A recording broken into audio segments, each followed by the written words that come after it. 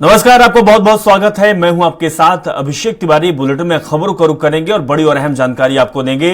अरविंद केजरीवाल का प्रधानमंत्री मोदी और बीजेपी पर जोरदार हमला हुआ है। प्रधानमंत्री ने एक बहुत ही खतरनाक मिशन शुरू किया है। केजरीवाल ने यह बात कही है, इनकी सरकार बनी तो अगले 2 महीने में योगी को निपटाएंगे।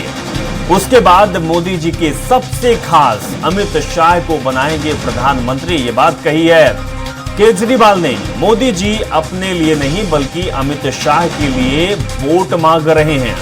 तो बड़ी और अहम जानकारी आपको दे रहे हैं।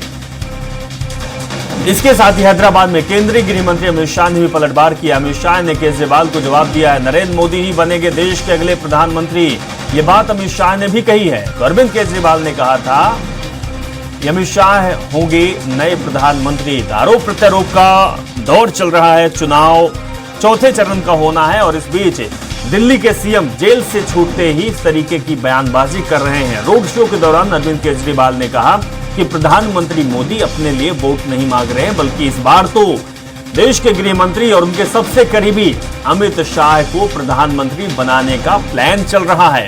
इसके साथ ही 2 महीने में उत्तर प्रदेश के सीएम योगी आदित्यनाथ को निपटाने की बात कही है, पद से हटाने की बात कही है। तो बड़ा बयान दिल्ली के सीएम आम आदमी पार्टी के मुखिया अरविंद केजरीवाल का।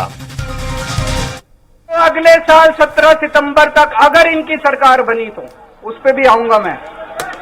अगर इनकी सरकार बनी तो पहले अगले 2 महीने में योगी जी को निपटाएंगे ये, और उसके बाद मोदी जी के सबसे खास अमित शाह को ये प्रधानमंत्री बनाएंगे।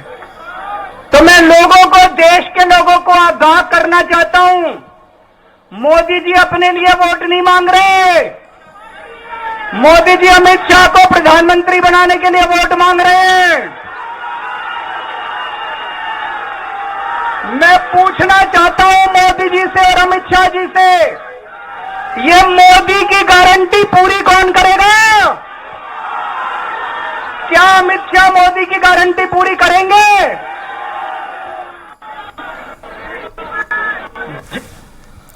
तो आपको दिखा रहे थे और सुना रहे थे किस तरीके से अरविंद केजरीवाल ने ये बात कही है। लेकिन इसके साथ ही अमित शाह ने भी हैदराबाद में अरविंद केजरीवाल पर तंज कसा है, पलटवार किया है। उन्होंने कहा है कि मोदी खुद के लिए नहीं अमित शाह के लिए मांग रहे थे वोट। इस तरीके की बात जो अरविंद केजरीवाल ने कही है उसका जवाब उन्होंने दिया है कि अरविंद केजरीवाल जिस तरीके की बात कही है कि नरेंद्र मोदी ही बनेंगे देश के अगले प्रधानमंत्री, ये बात कही है अमित शाह ने। चलिए आपको सुनाते हैं कि हैदराबाद में चुनावी सभा में क्या कुछ कहा है अमित शाह ने। मैं अरविंद केजरीवाल एंड कंपनी और पूरे इंडिया अलायंस को कहना चाहता हूं, मोदी जी 75 साल के हो जाए, इससे आपको आनंदित होने की जरूरत नहीं है। ये भारतीय जनता पार्टी के संविधान में कहीं नहीं लिखा है। मोदी जी ही ये टर्म पूरी करेंगे और मोदी जी ही आगे देश का नेतृत्व करते रहेंगे। इसमें भारतीय जनता पार्टी में कोई कंफ्यूजन नहीं है। ये कंफ्यूजन खड़ा करना मैं हमने आपको बात सुनाई कि किस तरीके से अरविंद केजरीवाल ने बात कही। अरविंद केजरीवाल ने साफ तौर पे कहा है कि मोदी जी इस बार जो नारे दिए हैं 400 पार का, या फिर जो वोट मांग रहे हैं अपने नाम पर, वो वोट अपने लिए नहीं, दरअसल वो अमित शाह के लिए मांग रहे हैं। क्योंकि देश का अगला प्रधानमंत्री अगर भारतीय जनता पार्टी जीतती है, एनडीए की सरकार बनती है, तो अमित शाह बनेंगे। इसके साथ ही उन्होंने यूपी के सीएम योगी आदित्यनाथ को निपटाने की बात भी साफ शब्दों में अरविंद केजरीवाल ने कहे हैं। लेकिन आरोप प्रत्यारोप का जवाब पलटवार से होता है और अमित शाह ने इसका जवाब दिया है कि केजरीवाल जो कह रहे हैं वो सही नहीं है, बल्कि नरेंद्र मोदी ही बनेंगे देश के अगले प्रधानमंत्री। अरविंद केजरीवाल की बात का जवाब देते हुए अमित शाह ने साफ बता दिया। लेकिन जब से अरविंद केजरीवाल का यह जवाब सामने आया है तो राजनीतिक गलियारों में हलचल तेज हो गई है।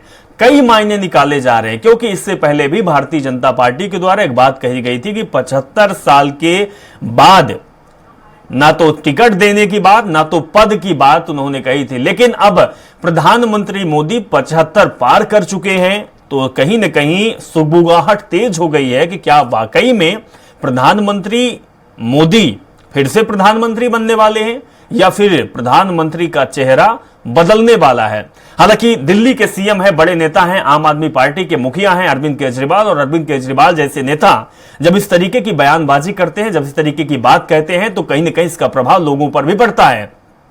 और आखिर अब लोग ये सोचने पर मजबूर हो रहे हैं कि क्या वाकई में अगर प्रधानमंत्री मोदी के सबसे करीबी देश के गृह मंत्री अमित शाह को प्रमोट करते हैं प्रधानमंत्री मोदी, या फिर अमित शाह को प्रधानमंत्री बनाया जा सकता है। हालांकि अमित शाह ने साफ भी कह दिया है कि ऐसा कुछ होने वाला नहीं है। 75 साल के प्रधानमंत्री मोदी हो चुके हैं, लेकिन मोदी ही देश के अगले प्रधानमंत्री बनेंगे। हमारी सरकार बनती है तो तीसरे बार प्रधानमंत्री के तौर पर मोदी को ही प्रमोट किया जाएगा।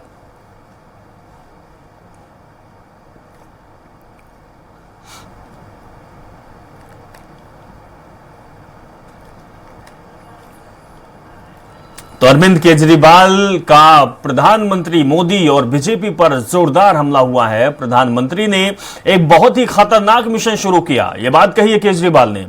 इनकी सरकार बनी तो अगले 2 महीने में योगी को निपटाएंगे, उसके बाद मोदी जी के सबसे खास अमित शाह को पीएम बनाएंगे, यह बात कही है केजरीवाल ने। मोदी जी अपने लिए नहीं, अमित शाह के लिए वोट मांग रहे हैं।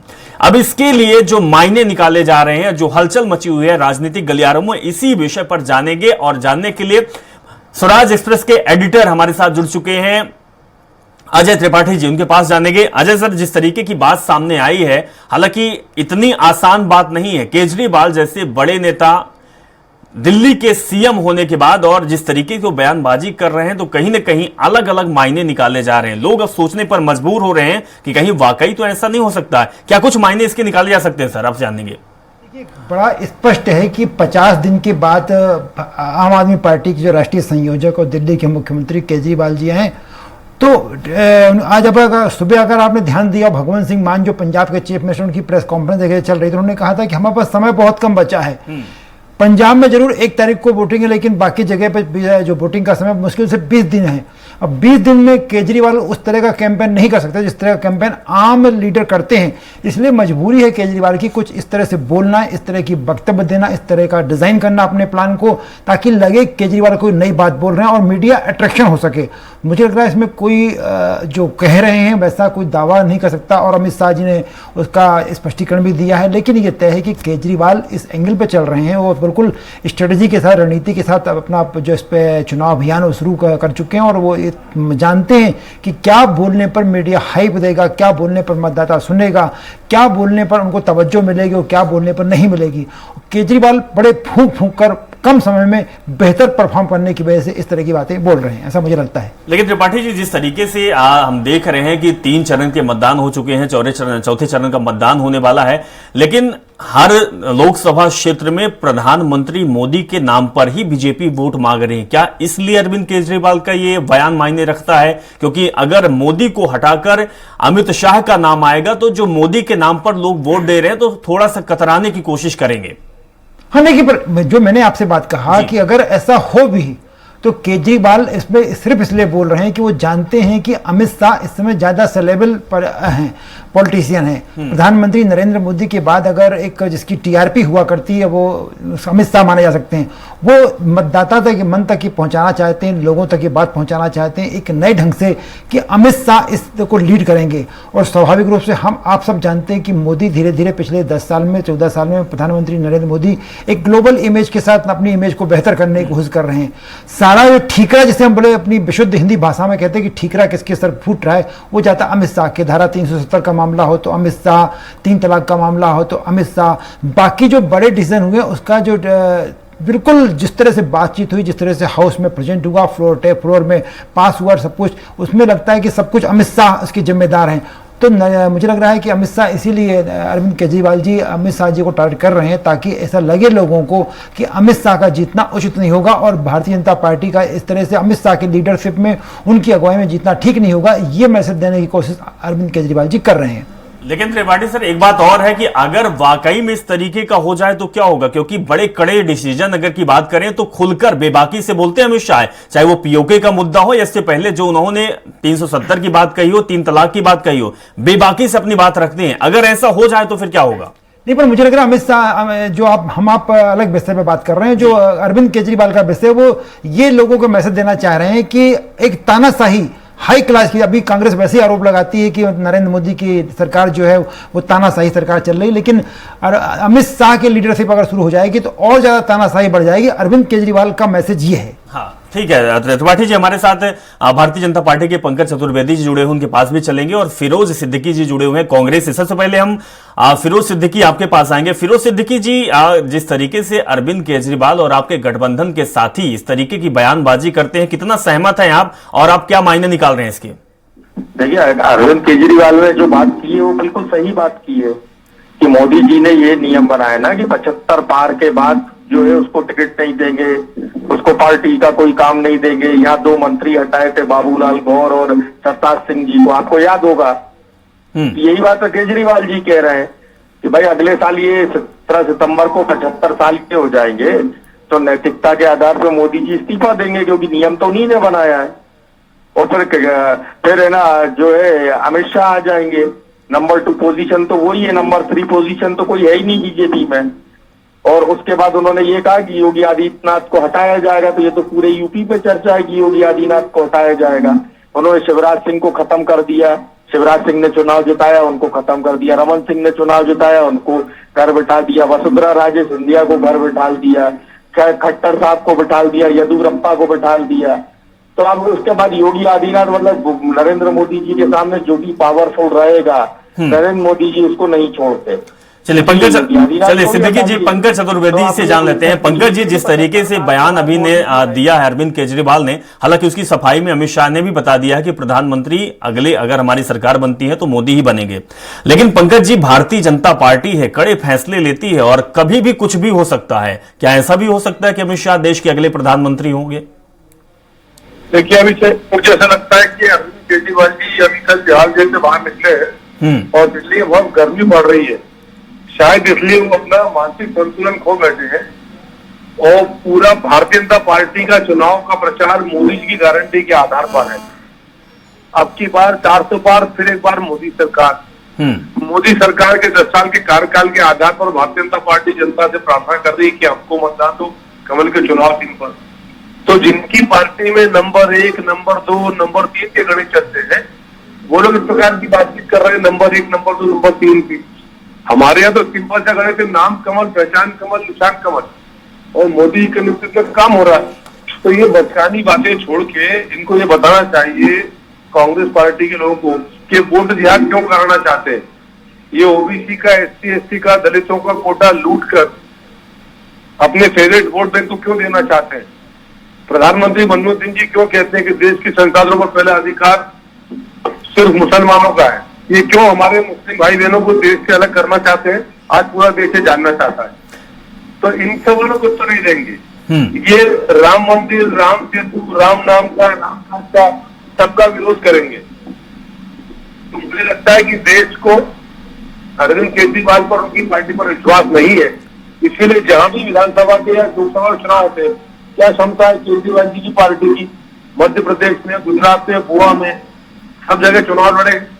जमानत है जबकि सारी की सारी सीटों पर, जितनी सीटों पर चुनाव होते। तो ऐसे लोग जिनकी कोई राजनीतिक बात का वजन ना हो, जिनकी राजनीतिक पारी का वजन ना हो, केजरीवाल जी ने शुरुआत कर दी अभिषेक की कांग्रेस के भ्रष्टाचार के विरोध में, और अब कांग्रेस और केजरीवाल मिलकर दोनों भ्रष्टाचार बचाने में लगे। क्लियर कट 100 करोड़ का शराब भी उसे टैक्स, शराब के कारोबारियों से पैसा लेकर गोवा चुनाव में यूज करने की बड़ी ट्रेंड है जी। सत्येंद्र जैन, मनीष सिसोदिया, संजय सिंह, ये सब लोग कोई जेल में, कोई बेल पे, कोई श्री कांग्रेस पार्टी की है। तो ये सब एक ही थैली के चट्टे बट्टे भ्रष्टाचारी लोग हैं जो तुष्टीकरण करना, परिवारवाद करना। आप देखिए कि देश ऐसा पहली बार हुआ कि कोई मुख्यमंत्री 40-50 दिन जेल में रहा, पद नहीं छोड़ा अपना। नैतिकता की बात करने वाले लोग जो कहते बताइए कि 75 पार का फार्मूला मोदी जी पे लागू होगा या नहीं होगा? उत्तर दे दूं भैया, उत्तर नहीं, मैं पूछ रहा है अरे उत्तर ले लो, मोदी जी उत्तर तो ये बताइए कि 75 अरे परेशान मत उनके ऊपर है, अरे उत्तर तो ले लो, परेशान तो मत, उत्तर ले पूछ रहे हैं हम आपसे। हाँ तो सुनो तो शांति से। उनके ऊपर लगेगा या नहीं लगेगा? आप तो इतना हाँ या ना में बताओ। अभिषेक जी, कांग्रेस पार्टी के लोग बुद्धि की कौन सी बटी राहुल गांधी खाते नहीं पता। भारतीय जनता पार्टी में 17 गडकरी हमारे संसदीय बोर्ड के सदस्य हैं। उन्होंने स्पष्ट किया कि भारतीय जनता पार्टी में कोई उम्र का क्राइटेरिया नहीं है। अब ये कह रहे हैं क्राइटेरिया बना हुआ है, इनका कोई क्राइटेरिया बनाने में पिछड़ा नहीं है। 75 पार में अरे कौन बोल रहा है, कौन बोल रहा है, कौन कह रहा है?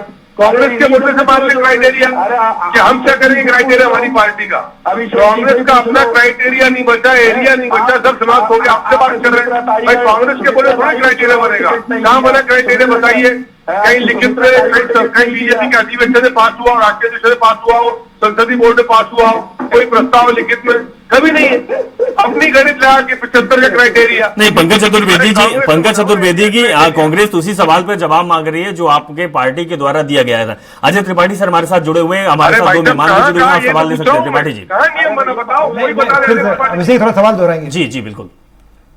अभिषेक क्या बता रहे पूछ जी, ये आप सवाल ले सकते हैं हमारे साथ बीजेपी। मैं नहीं, देखिए इस बात से तो मैं बिल्कुल पंकज जी की इस बात से सहमत हूँ कि ये सिर्फ एक प्रोपेगेंडा है कि बीजेपी में ऐसा कोई नियम बना दिया गया, ऐसा कोई नियम नहीं है।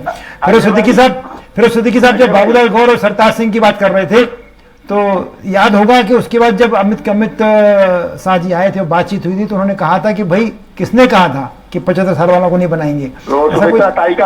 सुमित्रा ताई का टिकट काट दिया था, इसीलिए काटा था। यही बात की गई थी कि 75 साल वालों को किसी को नहीं रखेंगे। अब बात की गई थी, पर ऐसा कोई नियम भाजपा के संविधान में ऐसा कोई नियम। अब तो भारतीय जनता पार्टी मोदी का नाम कांग्रेस बैठ जाती है ना। कुछ पता ही नहीं रखती कांग्रेस कभी भी। अरे आप ही ने कहा था, ये बात तो आप ही ने कहा था, खुद बाबूलाल गौर ने कहा था। अरे अब ये झूठे को बताओ आप।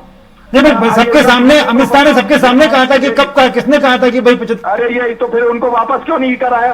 क्योंकि उनकी उन दोनों मंत्रियों को वापस शपथ क्यों नहीं दिलाई? अरे भाई हम तय करेंगे ना। और जिसे इस्तीफा लिया था उसको दंडित क्यों नहीं किया? अरे सर तय करेगी ना। चलिए 75 साल के बाबूलाल गौर को हटा दिया, लेकिन 77 साल के गौरीशंकर बिसेन को बनाया था मंत्री।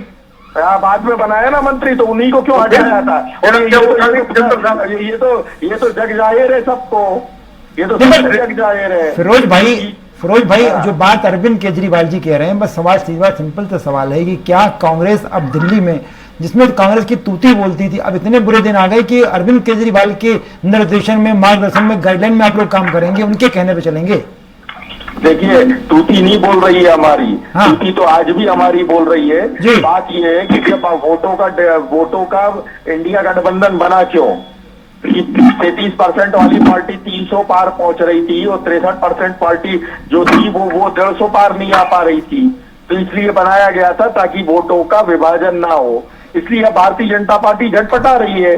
हम तो ये कह रहे हैं ना कि भारतीय जनता पार्टी कहे कि हमसे गलती हो गई थी कि बाबूलाल गौर और सरताज सिंह का इस्तीफा लिया, सुमित्रा ताई का जो है टिकट काटा। घबरा क्यों रहे हो अमित शाह के नाम से? 10 साल से चुनाव हार रहे हैं अजय जी, 10% सीटें नहीं लेके आ पा रहे। कह रहे बाबूलाल गौर जी और सरताज जी की बात कर रहे हैं। अरे भैया घबरा क्यों रहे हो अमित शाह के नाम से? अरे घबरा क्यों रहे? बोलो ना कि हाँ भाई हम तो बताओ अभी 75 पार का कौन है मिनिस्टर? बताओ कैबिनेट में कौन है 75 पार का मंत्री?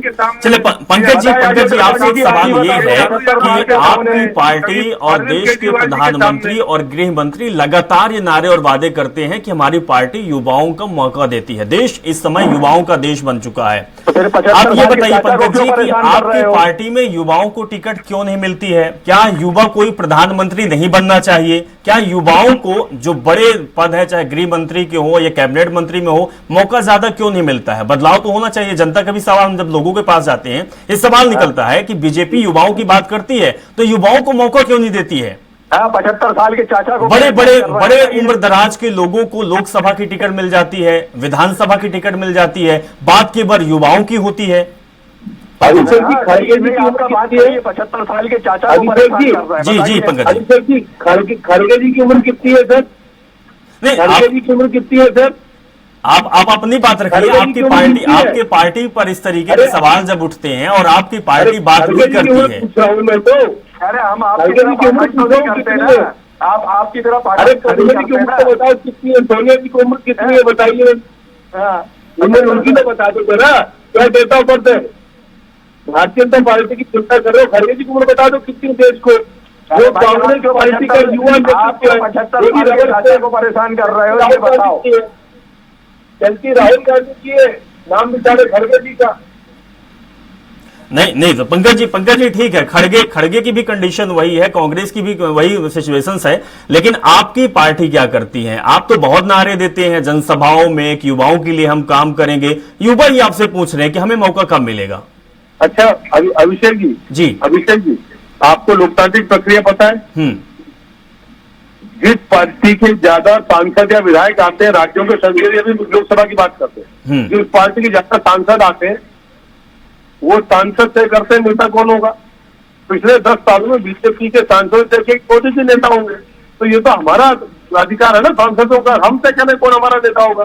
यदि भारतीय जनता पार्टी संसदीय बोर्ड, भारतीय जनता पार्टी का राष्ट्रीय संसदीय बोर्ड, राष्ट्रीय अधिवेशन निर्णय करते हैं कि हम मोदी के चुनाव लड़ेंगे, तो कांग्रेस को क्या आपत्ति है? हम पूछे उनसे गए किसके नेतृत्व में लड़ाऊं, और देश की जनता स्वीकार कर रही, तो कांग्रेस के सवाल पूछे तो होता क्या है? तो 10 साल से पूछ रहे हैं और 10% नहीं आ पाए।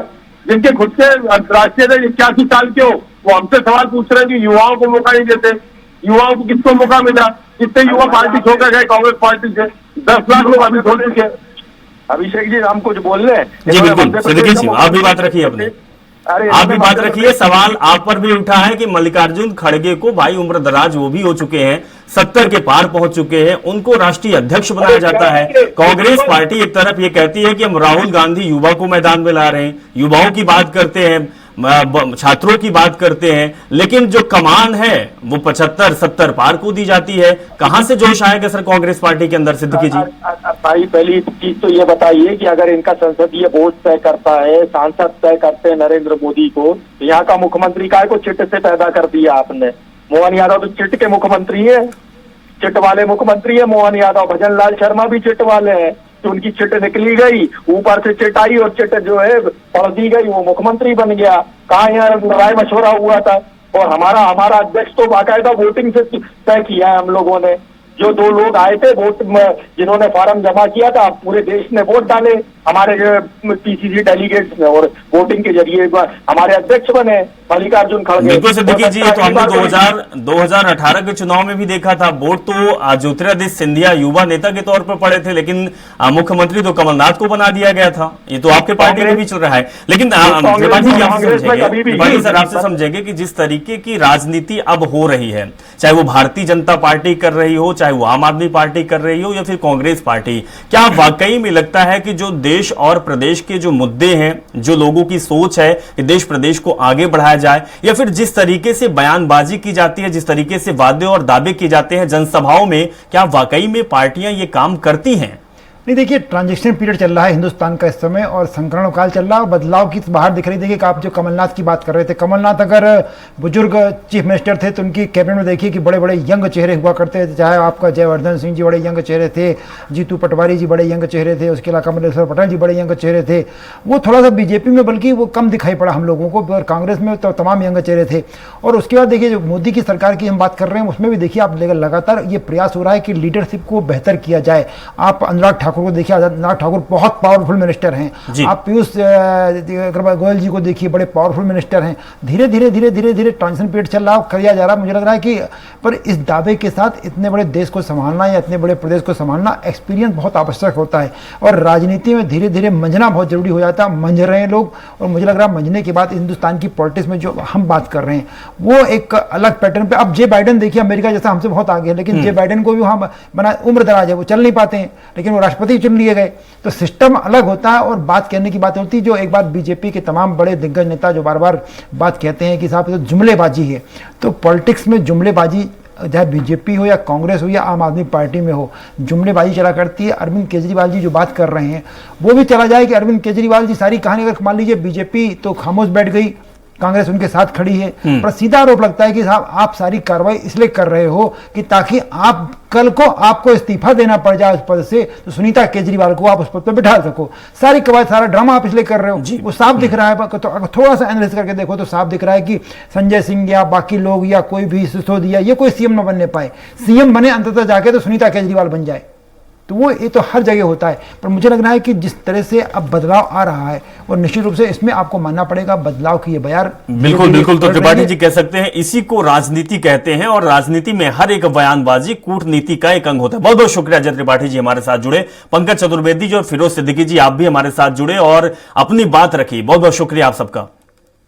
तो जिस तरीके से बयानबाजी देश और में चल रही है उसके कई मायने निकालने जा रहे हैं, लेकिन जिस तरीके से अरविंद केजरीवाल जेल से छूटते ही बयान दिया कि अगला प्रधानमंत्री मोदी नहीं बल्कि अमित शाह होंगे, इसको लेकर लगातार राजनीतिक सरगर्मियां तेज हो रही है। मायने अलग हैं, लेकिन देखना दिलचस्प होगा कि 4 जून के बाद जब यह फैसला लिया जाएगा तो अगला प्रधानमंत्री देश को कौन मिलेगा। फिलहाल इतना ही, देखते रहिए स्वराज एक्सप्रेस।